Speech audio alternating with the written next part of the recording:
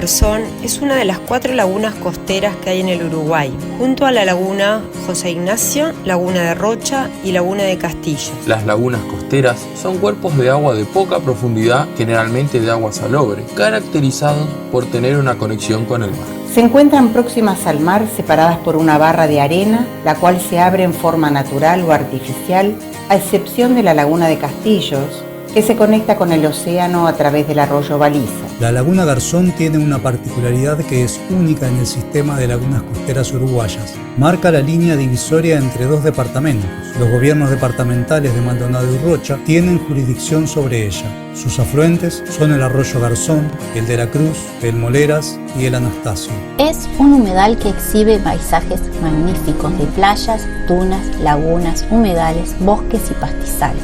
Presenta ecosistemas remanentes como el bosque y el matorral samófilo, que antiguamente abarcaba una gran parte de la costa uruguaya. Actualmente es en esta laguna donde se encuentra la superficie más extensa y mejor conservada del bosque samófilo del país. Es reconocida como área de relevancia nacional e internacional para la conservación y, entre otras, integra la Reserva Mundial de la Biosfera Bañados del Este. En noviembre de 2014 ingresa al Sistema Nacional de Áreas Protegidas en calidad de área de manejo de hábitats y especies. Además, BirdLife International reconoce a Laguna Garzón como zona de importancia para la conservación de las aves y diferentes estudios nacionales la indican como sitio prioritario para la conservación.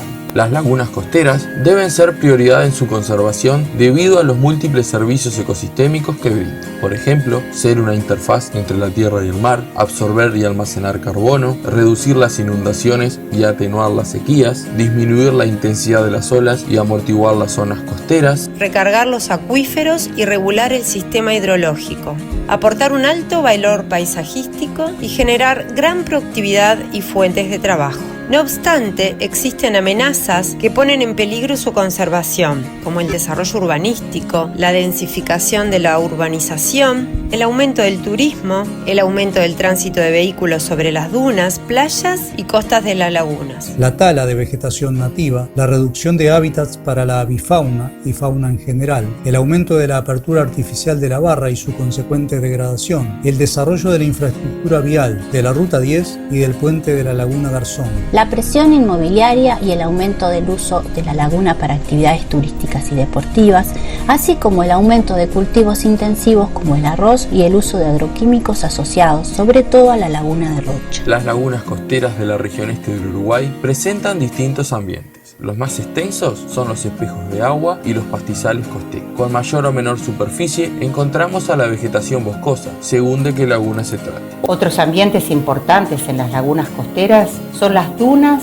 y los arenales. Existen formaciones asociadas a la arena donde hay especies endémicas de esta zona. Hay especies de parodias y arañas asociadas al matorral samófilo. También lagunetas internas, reservorios de agua dulce que son intermitentes. Hay momentos de más agua y de menos agua asociadas al bosque, donde se encuentra otra diversidad con especies asociadas. Son zonas diversificadas que ocupan unas 1000 hectáreas y el espejo de agua aproximadamente 1700 hectáreas. Dentro de este territorio están los diferentes ambientes. Los más característicos son el bosque y el matorral samófilo, que se encuentran en mejor estado de conservación y tienen mayor tamaño. La laguna costera se conecta con el mar y esa dinámica hace que todo lo que pasa en la laguna esté directamente conectado con este. La apertura se puede dar de manera natural o artificial. Últimamente, la mayoría de las veces se hace de manera artificial porque hay riesgo de inundaciones, ya que hay una población de pescadores viviendo en las márgenes de la laguna. Cuando el agua empieza a entrar en sus casas, hay que abrirla. Si bien se trata de respetar las condiciones climáticas y el viento sobre todo, la barrera arenosa, llamada barra, tiene funcionamiento dinámico de apertura y cierre. Esto hace que entre o salga el agua de la laguna y se produzca un recambio. Genera un gradiente de salinidad en la laguna y hay mayor diversidad de peces que resisten más la sal. Muchas especies de peces que desovan, este fenómeno se asocia a mucha cantidad de aves importantes. También tenemos todas las aves migratorias, los playeros, el chorlito, los gaviotines, que usan estos espejos de agua para descansar, alimentarse y algunos nidifican en la parte de dunas. Es muy importante mencionar toda la fauna asociada a la laguna. Hay zorros, guasubirá, ciervo axis, que es una especie exótica y un problema para nuestro país, pero que conviven. Hay gato montés, gato margay, mano pelada. Casi toda la fauna característica del Uruguay se puede ver en la laguna. También los tucutucus, muy presentes y muy asociados al matorral. Llama la atención la interacción entre las matas de espina de la cruz y los tucutucus. El movimiento subterráneo que provocan en el suelo genera las condiciones ideales para el desarrollo del matorral samófilo. A su vez, la espina de la cruz es considerada una especie fundamental, pionera y nodriza en el ecosistema. Por su aporte en el suelo y por brindar protección para el resto de las especies. La laguna Garzón se caracteriza por la riqueza de su flora, los diferentes ambientes y sus formaciones vegetales abundantes y bien representadas. Cuando el estado de salud de un ecosistema es bueno, es difícil que especies invasoras puedan ingresar al mismo. En cambio, en donde hay una intervención o perturbación, lo primero que se desarrolla son especies exóticas. Por eso, se trata de ser cuidadosos con el ingreso de nuevas especies por parte de las personas que llegan al lugar. El rol del guardaparques es mostrar las características de la flora del lugar y argumentar, a partir de las bondades ornamentales y utilidades, por qué es bueno propagarlas y utilizarlas en la jardinería de los habitantes de la laguna. Actualmente, los nuevos pobladores traen su impronta y es lo que se trata de trabajar con ellos, sobre todo lo relacionado a la jardinería. Parte del trabajo es hacer recorridas de control y vigilancia todos los días. La gran superficie del lugar y los recursos humanos y logísticos escasos hacen que algunos lugares no sean visitados con tanta frecuencia. Por ejemplo, las zonas que son de uso público y turístico y aquellas donde avanza la urbanización son las que más demandan control. Hay que tener en cuenta que la laguna tiene dos realidades bien marcadas. Del lado de Rocha, el área se caracteriza por ser un balneario con fraccionamiento de terrenos chicos, mientras que del lado de Maldonado son chacras con una mayor extensión donde se realizan actividades productivas como la ganadería. Por lo tanto, son campos cerrados donde se requiere un menor control. Este rico ecosistema, además, presenta especies endémicas como la Parodias loyeri, siendo la laguna Garzón el único lugar del país donde se puede encontrar. Las interacciones biológicas del ecosistema merecen gran destaque. La relación que existe entre la mariposa monarca y la asclepia es muestra de ello. El ciclo de vida de la mariposa inicia con la puesta de huevecillos en el envés de sus hojas.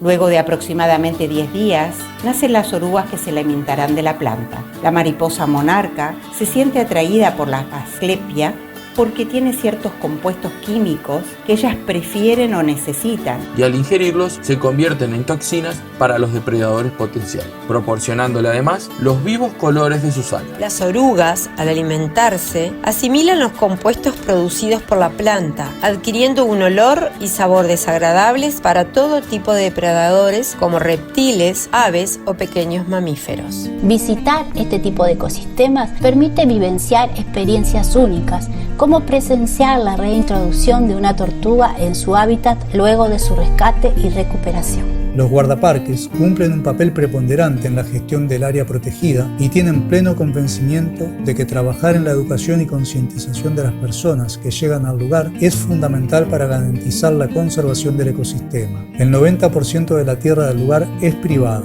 Por lo tanto, cualquier iniciativa que los guardaparques quieran hacer en el lugar tienen que trabajar con el propietario para llegar a un acuerdo. Tratan de fomentar el uso de especies nativas en la jardinería para que se imite a la naturaleza tal cual es en el ecosistema. Un ejemplo claro es la utilización de la ya comentada espina de la cruz como cerco, que cumple la función de cerrar el perímetro, siendo casi impenetrable, pero a su vez es permeable a la fauna, permitiendo la libre circulación de animales.